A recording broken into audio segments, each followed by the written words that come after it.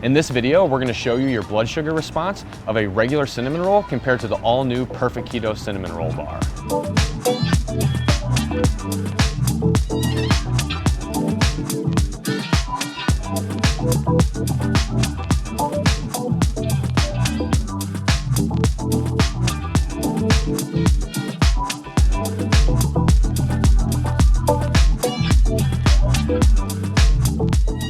So despite the fact that the Perfect Keto cinnamon roll bars are delicious, as you guys can see, they did not spike my blood sugar the same way that the regular cinnamon rolls did. And that means that I'm not gonna be experiencing that same crash that I felt yesterday after I ate those regular cinnamon rolls. So unless you got a chef like Darren,